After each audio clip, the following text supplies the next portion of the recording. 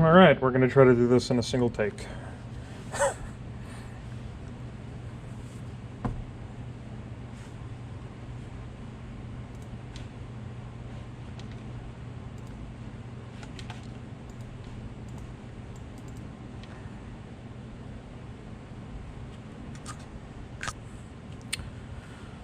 Recording the screen, so hopefully you get to see everything happening really nicely.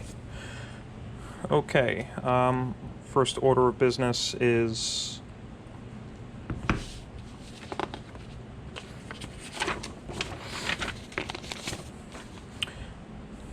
make sure that our halogen light source is on.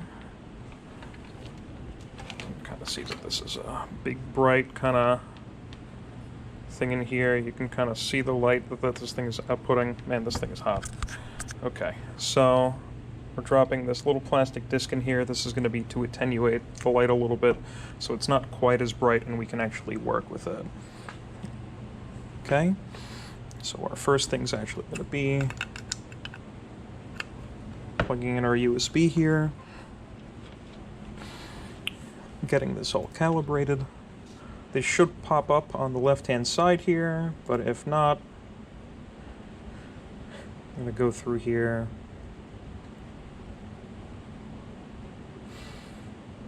and rescan for devices. Perfect, it popped up over here. Okay, we're going to go to our View tab, and we're mostly going to be setting up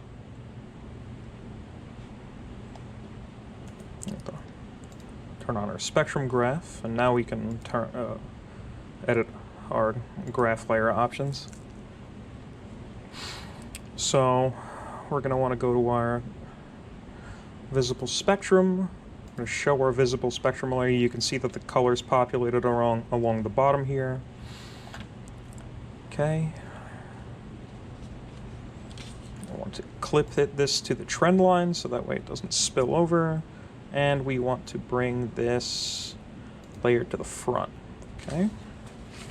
So you can see I'm literally following along the MATLAB manual like you guys would end up doing. So next we're going to open up. We're going to go to the spectrum range in here. We want to show our spectrum range. What this just did is dropped a line down at the bottom. That's going to tell us where we are between UV and infrared. We're going to bring that to the front again. Now you can see we have UV down over here, visible light, and then infrared's way over here somewhere. And now we're just going to click OK. This is our dark, actually. Just kind of what this thing thinks it's seeing if nothing is on it. Alright, so we have our fiber optics here. The first thing I'm going to do is hook one up to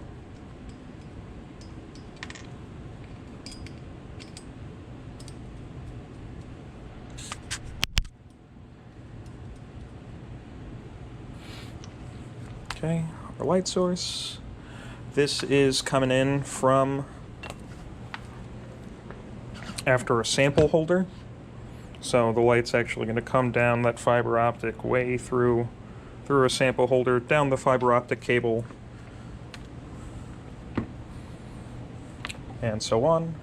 I've got these things kind of wrapped up the way that they are because I'm trying to make sure that they don't bend. If they bend too much, you actually damage the cables, so you don't want to do that. Okay, you can see as I plugged it in, I got a spectrum over there. Okay.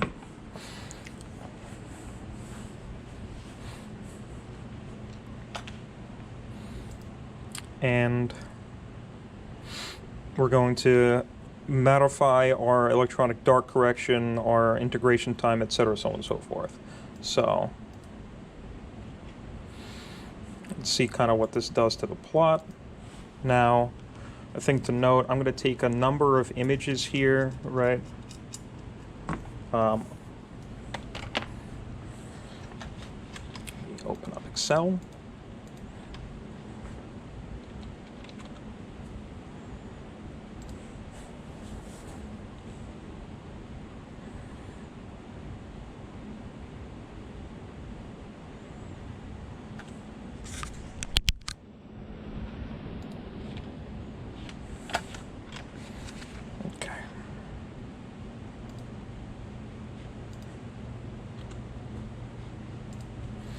And I'm going to open up Word to drop the screenshots into.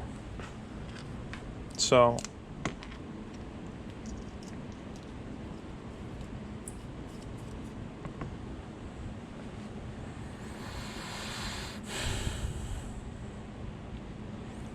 this is our dark spectrum here.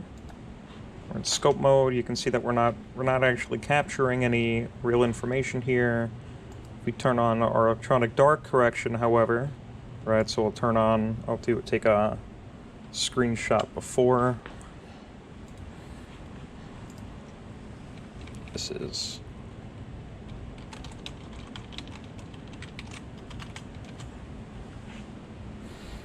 Okay, that's before our electronic dark correction. And I'll grab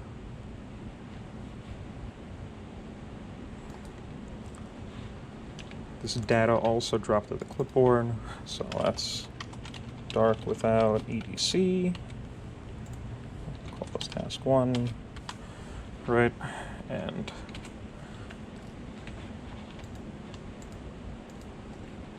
now the data as this comes in, that's going to be our X, that's our Y. Okay, so that's our dark without the EDC. Going back over here, we can see adding the dark correction lowers this and kind of removes that phantom measurements that it's taking.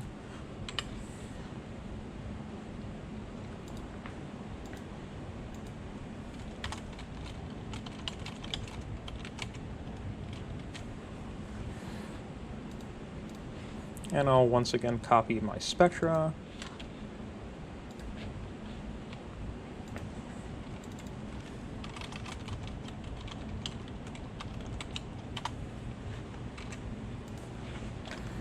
Okay, and that's kind of what it's lowering it down to with its internal correction. On our dark spectra also, we'll see what's going on. Mostly we want to have this on to make sure that we're not getting these phantom measurements, but we can see what's going on with some of these other parameters. So, for example, set our scans to average to 5, right? No changes, right? Box square width to 5. You see that we lose a little bit.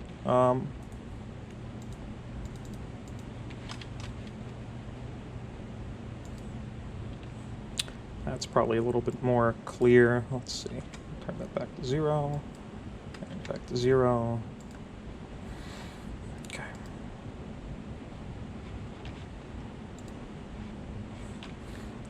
That's probably a better image of what's going on there. I'm going to replace that's my dark without the EDC. The data should be exactly the same, but I'm going to give you guys a better picture. What I did in the software in order to get it to change from the original to this is... Actually, you know what? Why not just give you guys both, right? I just changed the scaling of the y-axis. So I'm going to do the same thing once again, but this time with my electronic dark correction. Okay.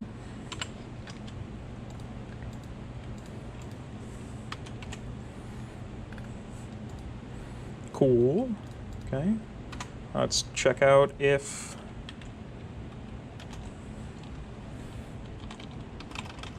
dark with EDC, and we'll do scans to average first.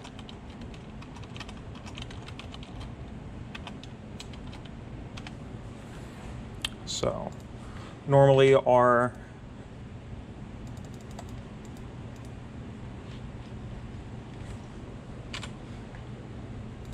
scans to average is 1. So I made it 5. I'm going to shrink these images so they fit on the same page.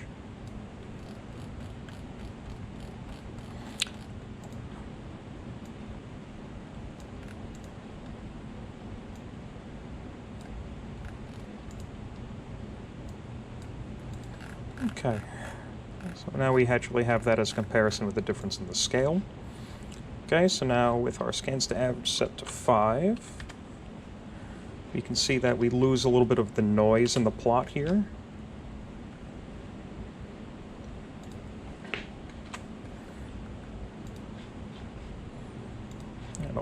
that. So this is dark with EDC, scans to average 5.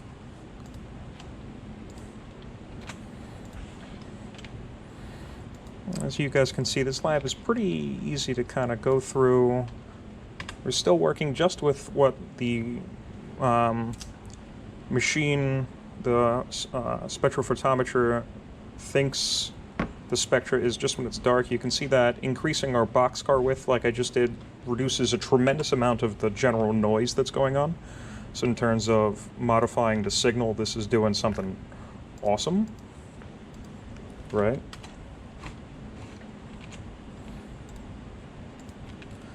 Okay, let me copy my text here.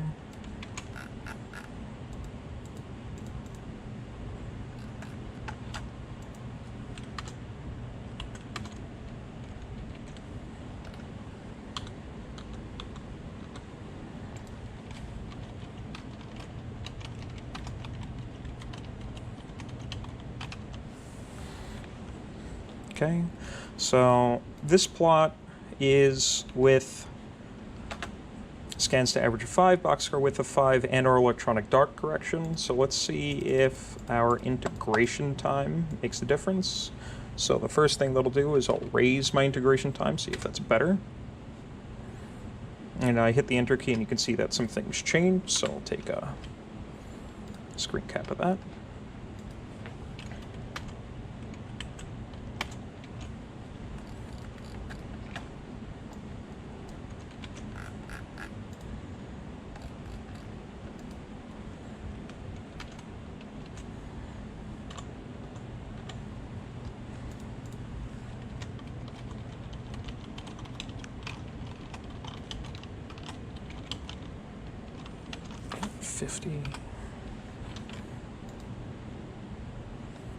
I forgot to save my data for. Let's lower this back.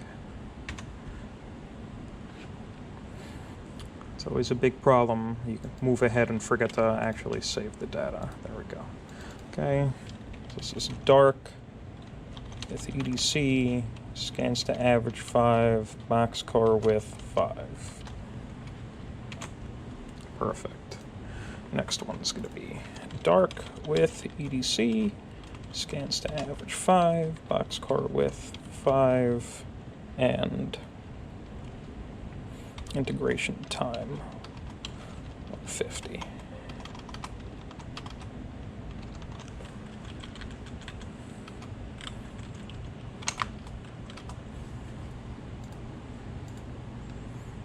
Okay.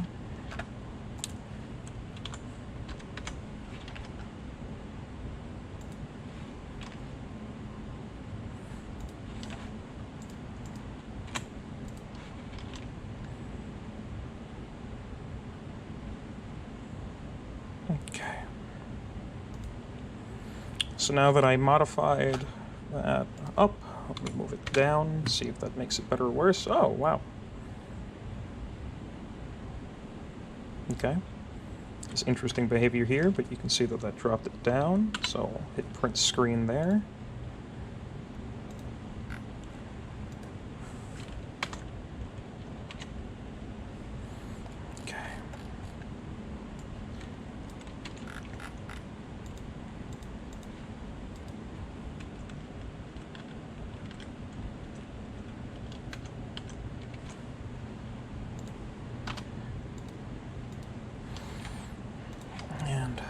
Copy, save the data.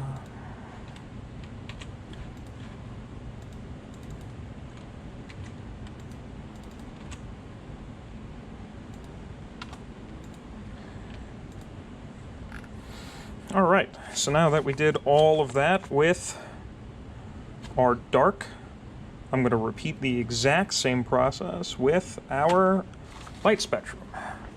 Okay, and I'm going to turn this over so we can kind of look at this while this is all happening. So let me set this all back to my starting values. And this is where the magic is really going to start to happen. So So messy spectrum plot. Okay, we're gonna put this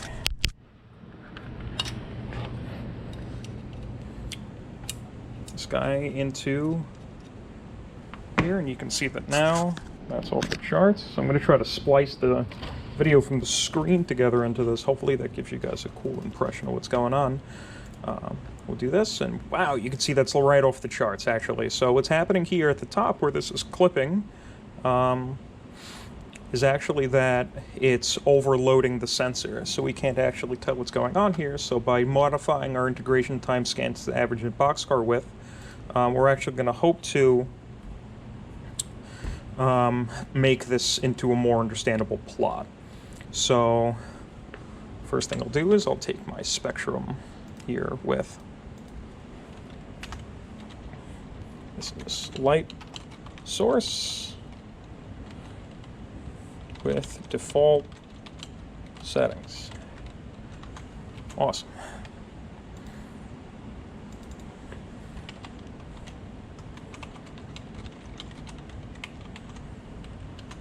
Okay.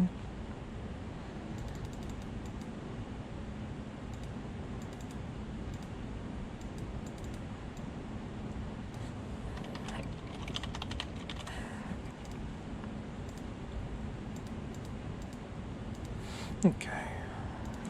Copy that over here.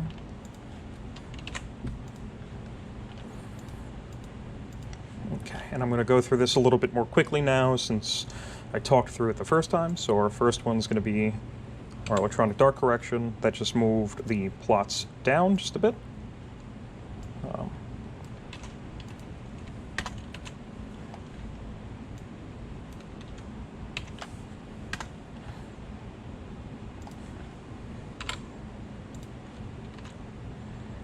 Okay.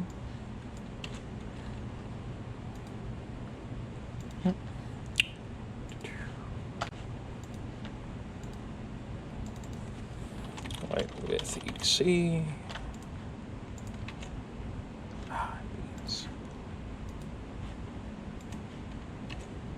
Okay.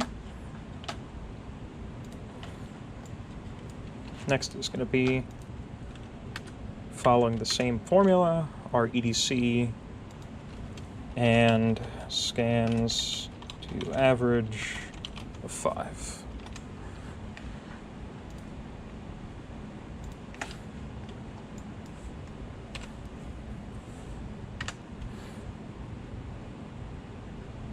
Okay, that doesn't really seem to have done too much of anything, but we know that previously it lowered a lot of our noise, so maybe actually we're losing it because this is all chopped off. Okay, so that's with scans to average of 5.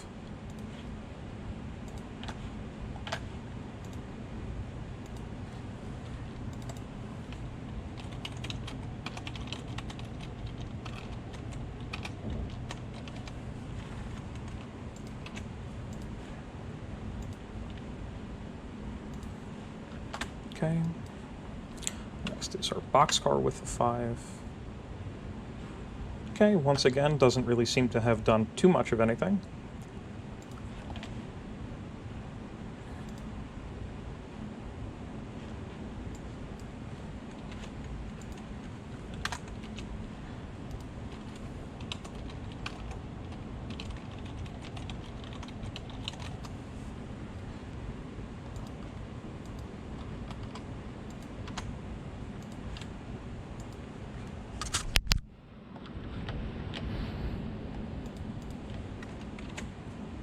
Oh, shit. That's what we want. Okay. Awesome.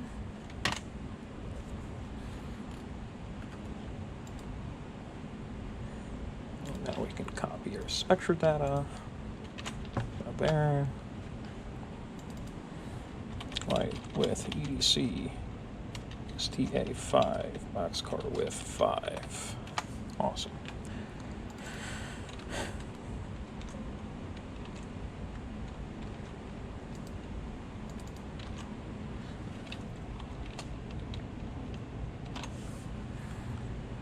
Okay. So now we're going to lower our integration time. Wow, okay, now we can see that actually we have brought everything down into the spectrum of the view here on the graph, which is very good, right? We're not capping out our sensor anymore, right? So by bringing down this integration time, actually we are improving the visuals on our data. Cool.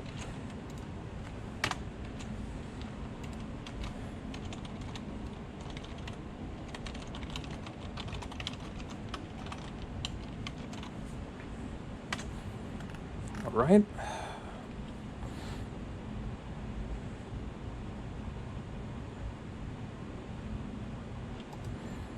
So, screen, grab that here.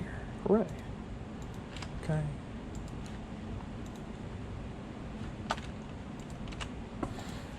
And now let's see what happens if we go the other way. Increase our integration time by 50. And we made it worse than it was originally, right? For comparison on the video, it's the original, and you can see by increasing the integration time, we're actually making more of our data be clipped off. Okay? So, let's...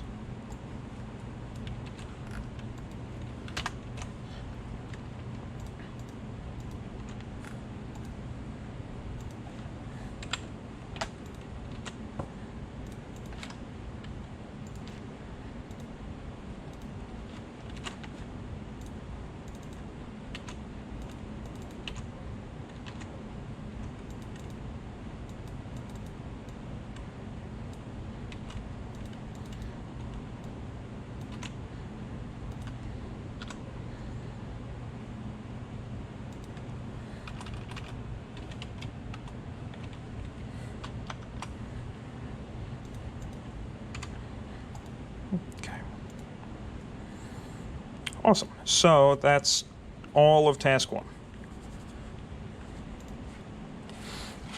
Moving into task 2. So for the following parts, we're going to want to store a light and a dark spectrum as a reference, so that way we can subtract our reference data from what our actual data is. Great. Okay, so how we're going to do that actually, first we're going to bring our integration time back down to 50, so that way our data looks the way that we would like to go. So,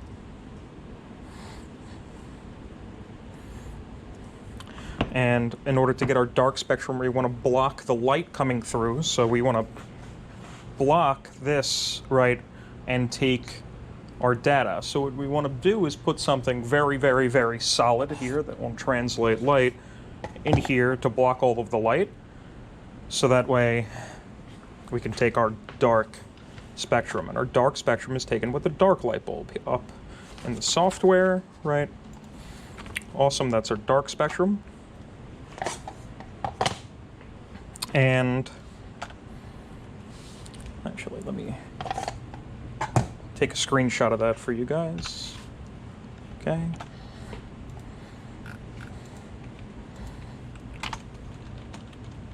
Task 2, dark spectrum.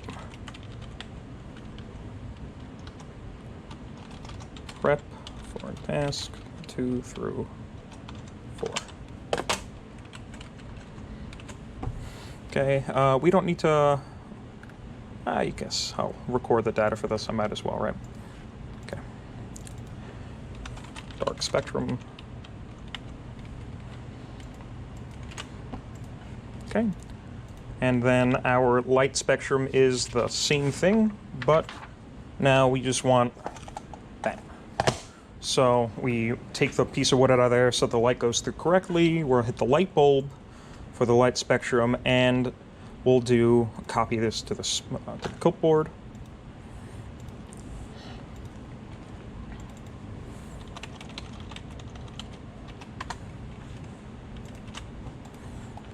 Okay.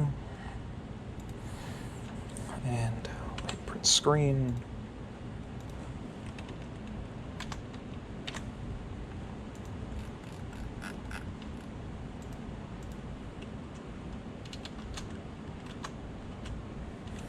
Light spectrum.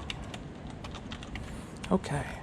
The reason why we're doing that is because for the rest of our tasks, we're going to be subtracting our data internally in the software from these reference things. So now for our percent transmission, we're going to be, for a number of samples, figuring out how much light transmits through them. We're going to be doing the glass pane from our IR2, our infrared radiation lab, as well as a number of gel samples of various colors. So, okay. First up, let's see, we'll do that glass sample first. The IR2 lab, we had this nice glass sample there, so we're going to pop this into this, and you can see that there's some light transmission there. Okay. And you can actually see it doesn't seem to make too much of a difference with the angle here. I suppose it does. Look at that. Okay. So, since that angle matters, I'm going to switch this off for our one that is considerably closer.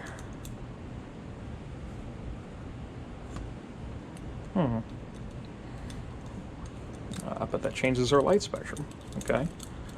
Fun parts of doing an experiment.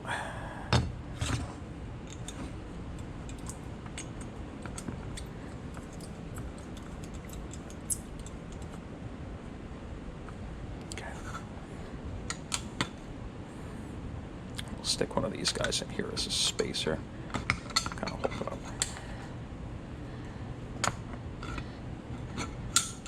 Come up with a nicer way to do that in the future. Okay, so that's kind of what I set up there. The glass sample from IR2 goes through, and we can see how much attenuation this is really doing. Now,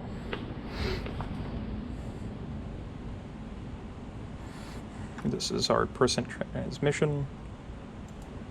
Right now, we have two different kinds of graphs that we're normally looking at. The first is our transmission, our standard scope data. So this is our map of the spectrum, right? And then based on the internal calculations of the software, we can get our data that looks like this, which is measuring our percent transmission instead.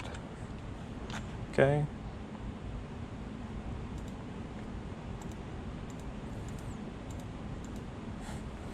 This is infrared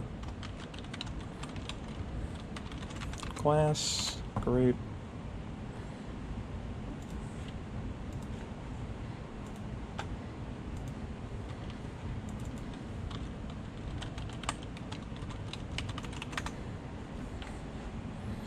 Okay.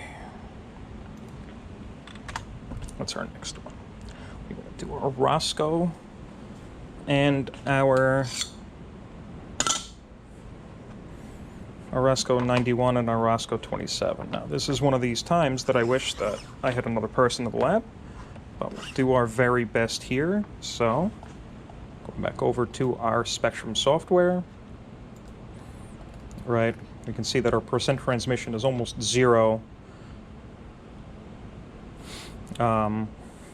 when the software is running normally. So I'll do my Roscoe 91 first. I'm going to stick this in here, kind of get this to go through that. Yeah. Get this to go through the light source. And I'm going to try now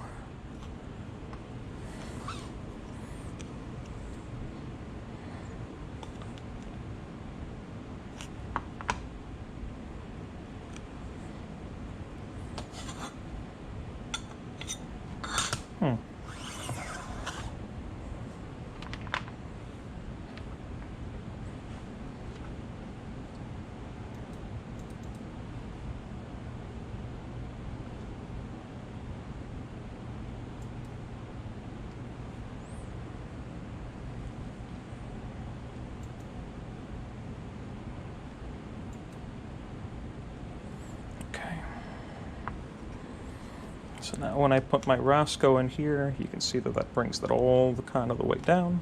So I want to take it out of my little Much better. You can see we get an interesting spectrum there. I'm gonna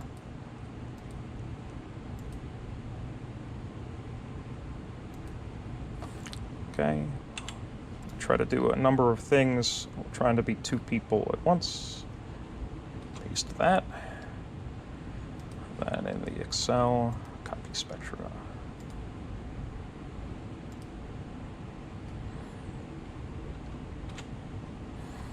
Great. Okay, too many things going on here. This is my Roscoe 27. Let's take a look at this guy. This guy's a little bit orangey. The other guy's a little green. So that's once again, right? Pop that in here. And you can see that it's attenuating all kinds of different parts of the light spectrum from before. Okay.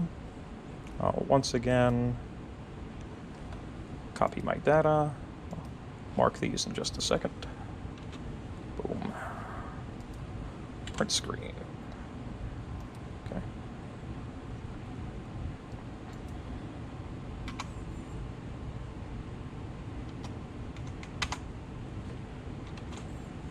Okay, now that I'm done doing that weird juggling act, let's relabel these. Okay.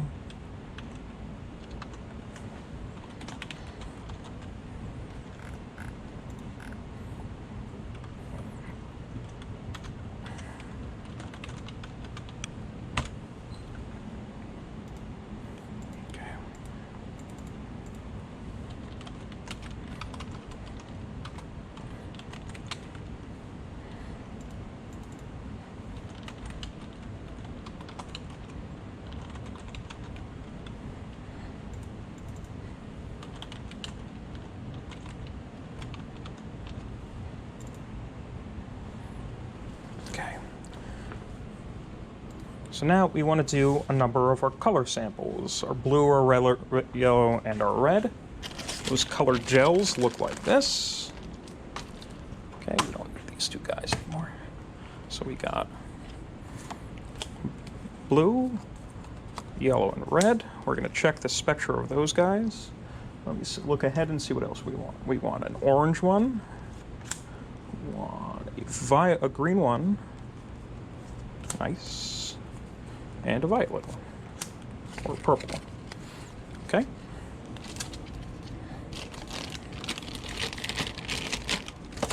And once again, we're gonna map through our spectra here. So I'll start with the way that they're listed. Go red, yellow, red, blue, yellow, and then I'll do orange, violet, and green.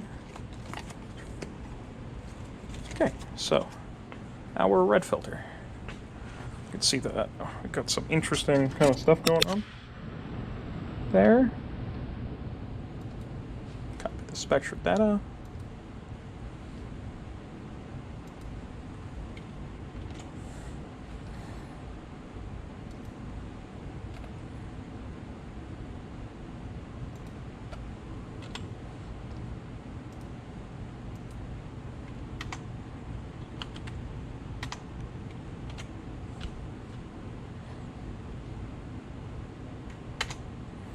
Okay, our next one's going to be blue. Okay, just popping these guys in here, and you can see I'll take the sample out. That's what it looks like first. Once again, our 100%, and then ooh, you can see that the blue attenuates different parts of the light spectrum.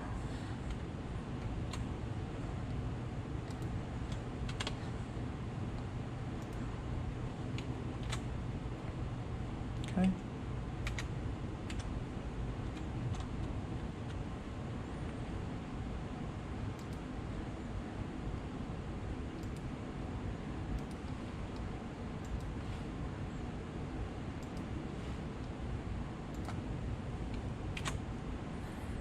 Okay, it's our blue. Next up is our yellow. Okay, and this should attenuate just like so. Our print screen.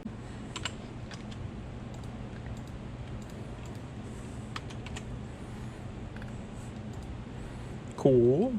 Okay. Let's check out if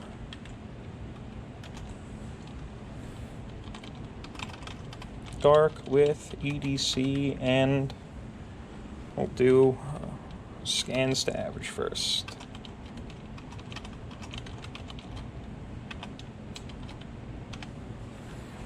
So normally our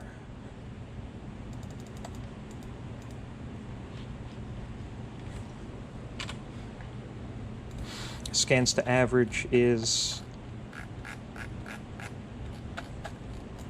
1. So I made it 5. I'm going to shrink these images so they fit on the same page.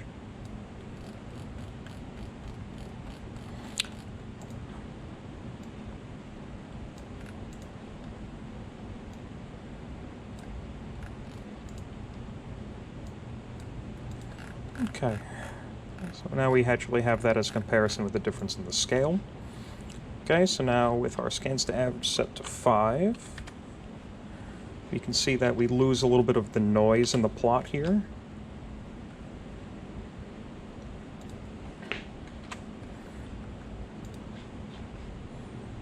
And I'll copy that. So this is dark with EDC, scans to average 5.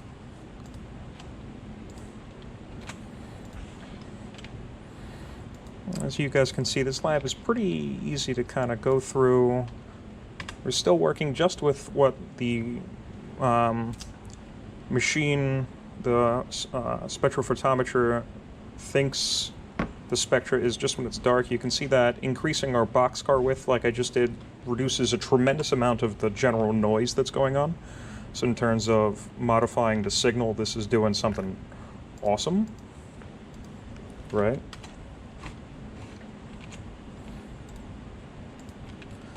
Okay, let me copy my text here.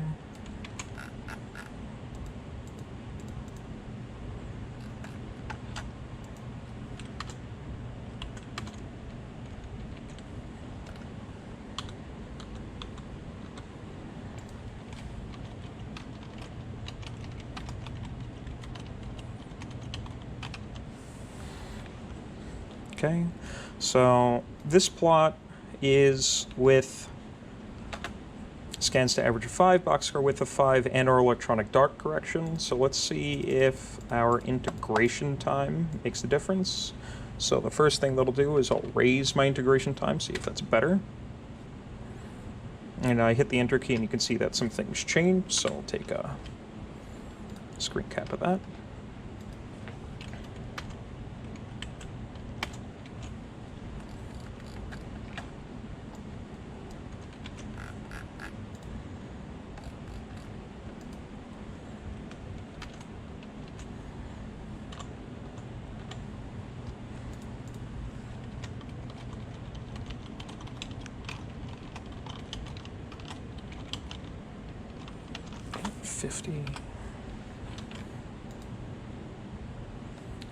I forgot to save my data for. Let's lower this back. It's always a big problem. You can move ahead and forget to actually save the data. There we go. Okay, so this is dark with EDC, scans to average 5, boxcar width 5. Perfect. Next one's going to be dark with EDC, scans to average 5, boxcar width 5, and integration time of 50.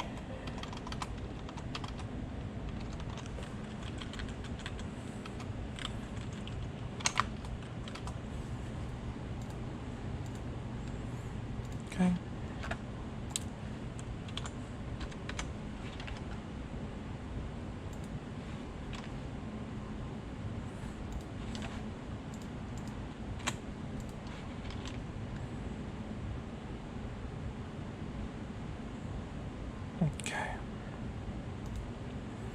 So now that I modified that up.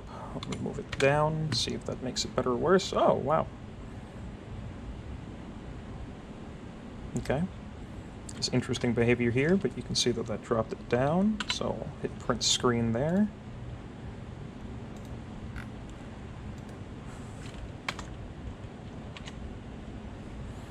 Okay.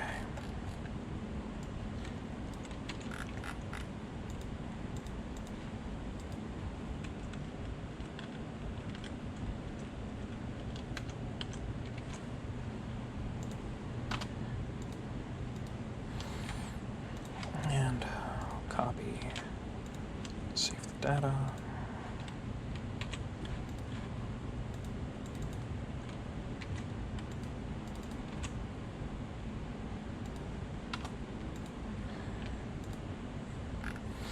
All right, so now that we did all of that with our dark, I'm going to repeat the exact same process with our light spectrum. Okay, and I'm going to turn this over so we can kind of look at this while this is all happening. So let me set this all back to my starting values. And this is where the magic is really going to start to happen. So messy spectrum plot. Okay, we're going to put this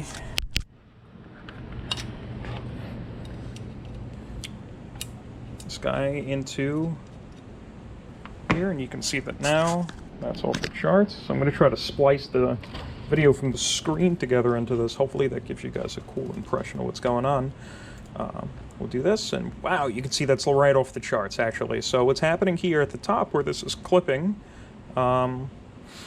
is actually that it's overloading the sensor, so we can't actually tell what's going on here. So by modifying our integration time scan to the average boxcar width, we're actually going to hope to make this into a more understandable plot. So first thing I'll do is I'll take my spectrum here with this light source with default settings. Awesome.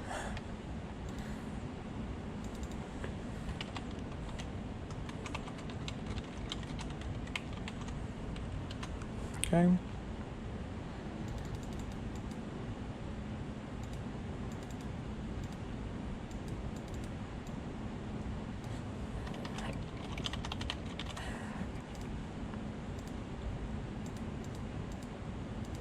Okay. Copy that over here.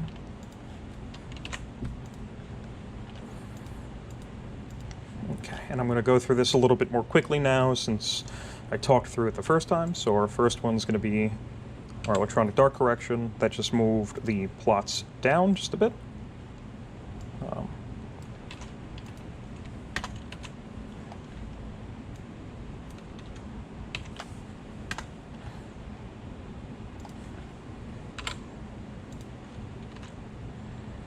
Okay.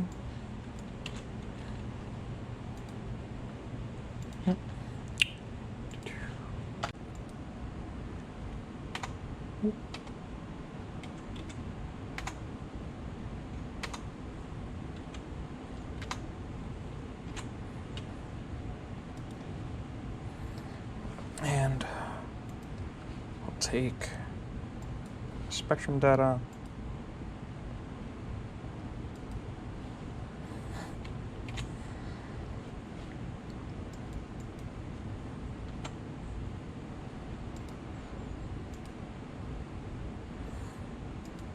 Great. Okay, next is orange, and I'll pop it in. Okay, and you see that attenuates a different part of the spectrum once again.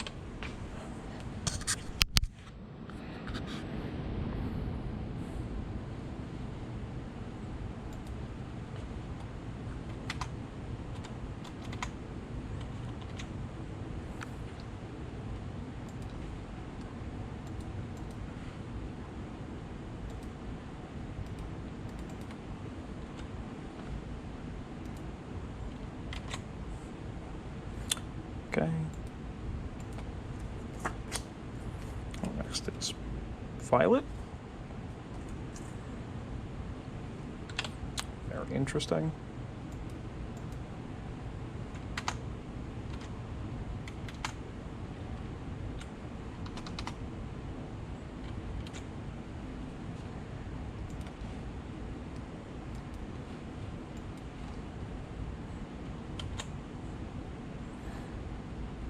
Okay.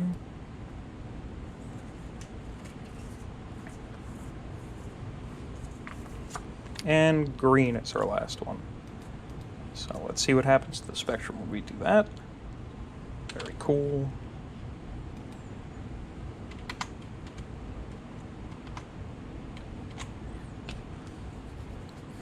Okay.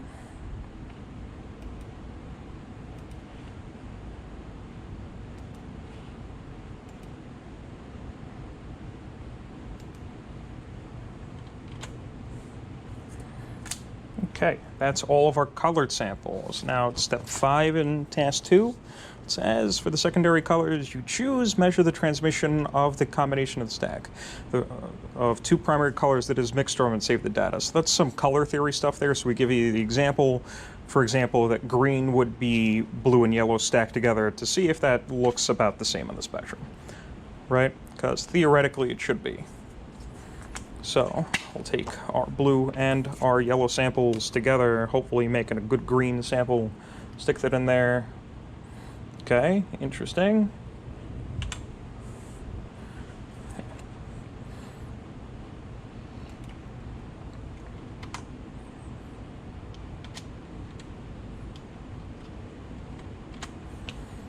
Okay, and copy our thing to here again.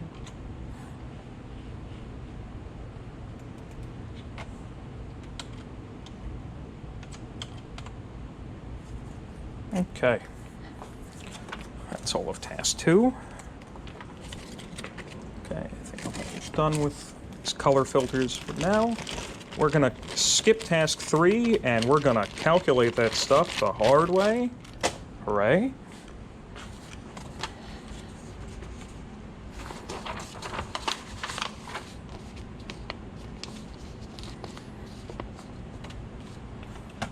Okay. And now we get to set up for our reflection experiment. And so this time, this guy over. Okay, grabbing all my supplies. Our probe this time, instead of being the 2 cables that go through, is actually just one, right? That goes back to here. And so what this is doing is that one of these cables is sending the light through, and then it bounces back through the probe, and the other side is catching it. So we have some changeovers here. I'm gonna remove my blue cables and replace them with my red ones. And I have a feeling that because of how much I'm going to be moving in this part of this is going to be nauseating. So I'm probably going to speed through it and cut it out of the video later.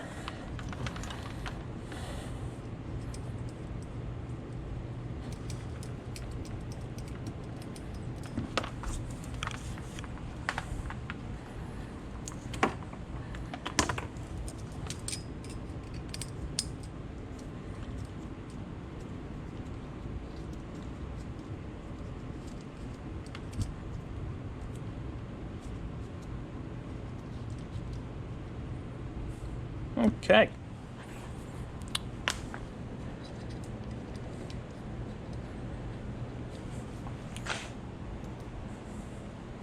So, let's see what we got here. The first thing we want to do, hook up the probe, okay, then we want to this with our aluminum standard to set our height. Spacer, great. Oh, I should probably remove the little rubber guy from the end of the probe. It's gonna ruin my measurements otherwise. Okay, it's there. There we go. You can actually see, if you look really close, that the light is already on the surface there. I don't know if that was a useful shot or not. Okay. I'm gonna remove these guys and the spacer. Move the cover.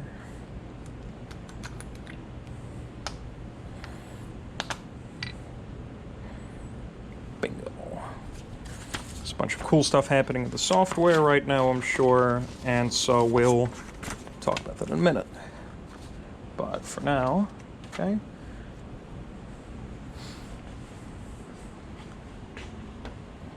Now, once again, we want to take a reference spectrum. So here's our scope. That's our reference spectrum. Let's fill that up. See, on a reflectance, that mirror source looks really weird. Okay.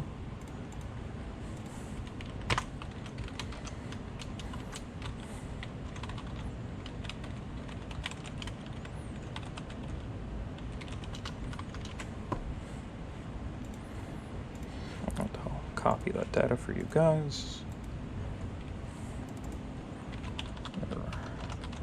F.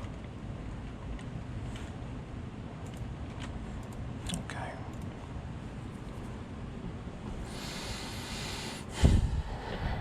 Okay.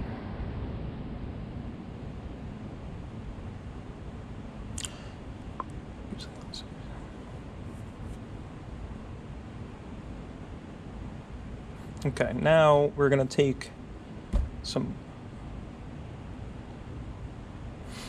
reflectance, because this is our standard, so when we go over here, that should be at or close to 0. Okay. Actually put this in here.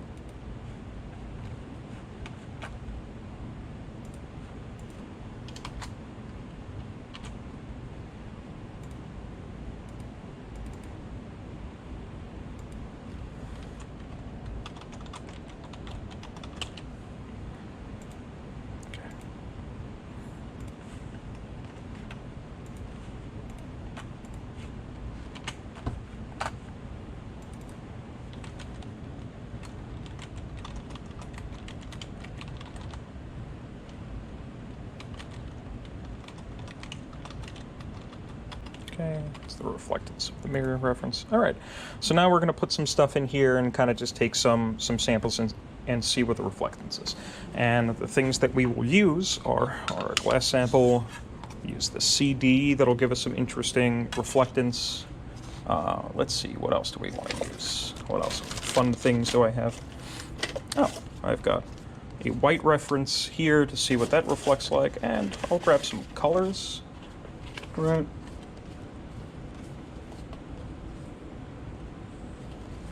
Let's see.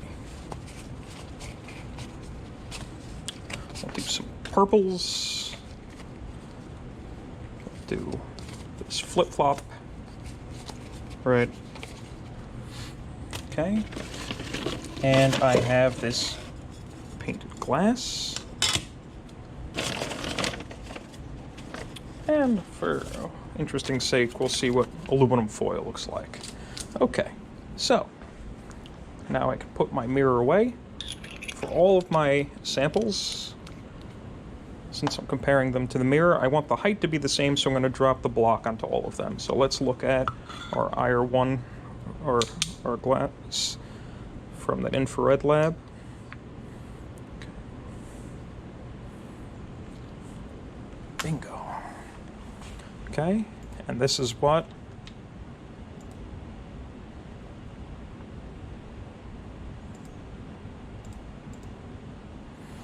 this data looks like. You can see that it's basically reflecting absolutely nothing.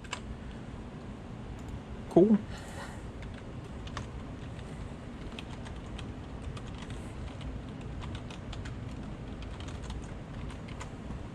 Okay, that's the reflectance of that IR1 glass. Okay.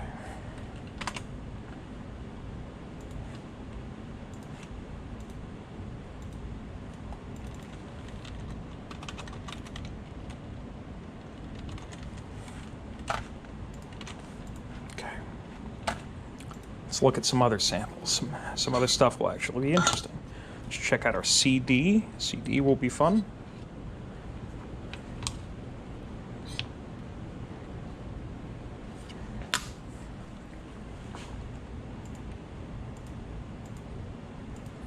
Okay, you can see our reflectance there, not really getting above 20.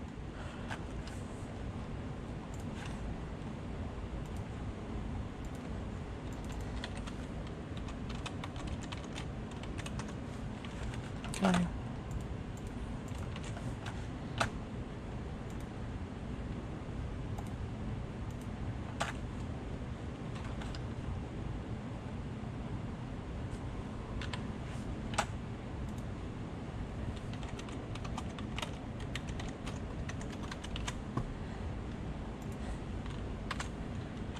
Our next one, we'll do our painted glass with painted side down. That should be interesting. Okay, come over here. I've already done these two. This is our painted glass sample. I have my glossy, the glass side. I have my painted side on the other side, so we'll put our painted side down and see what that reflects. Okay.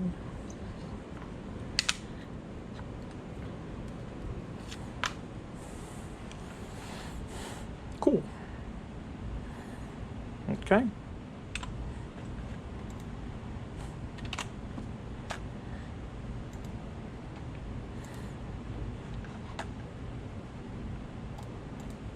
Oh.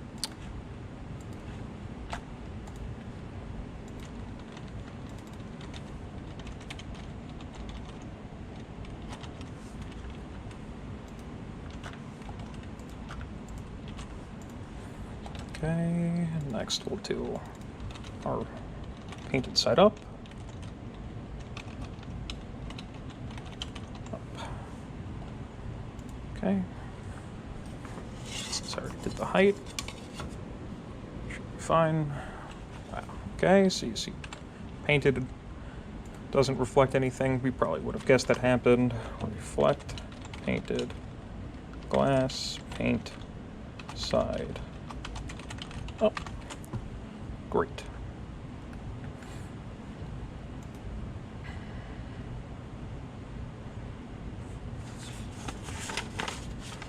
Okay. It's picked up. All right, it's done. Okay, don't need these anymore. Go back into the box.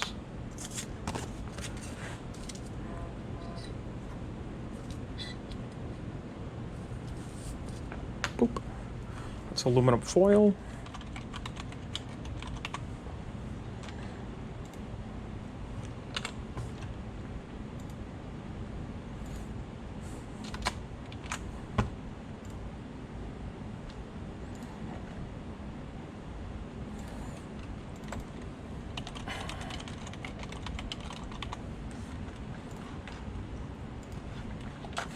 Okay.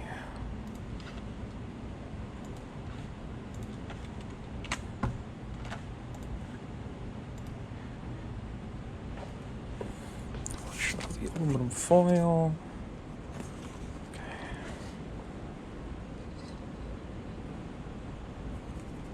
Do white. Okay.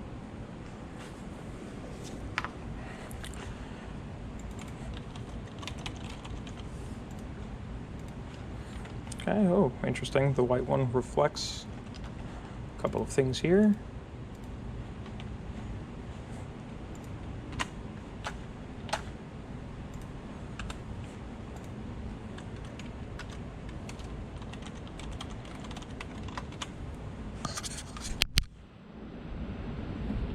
Really hope these camera views aren't atrocious. Kind of the only way I can do it, having my hands free to do anything useful. Okay. And that's gonna be our flip-flop. Paint. Sample.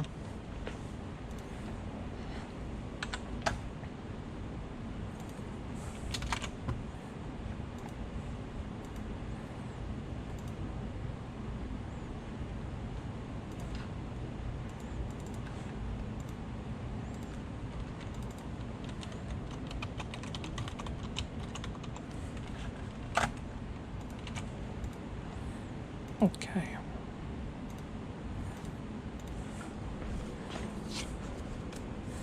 I'll do crushed grapes part of this.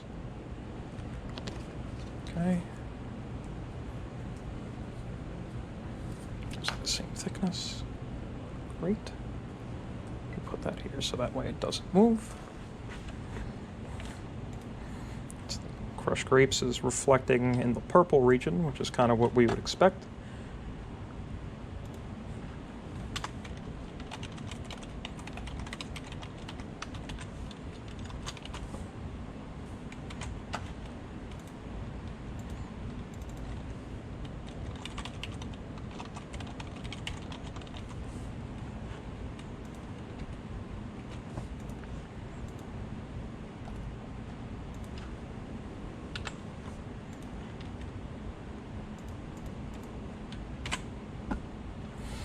Okay, and do I have anything else over here that would be fun and reflective to look at? I don't think so. Well, okay, that's the end of that.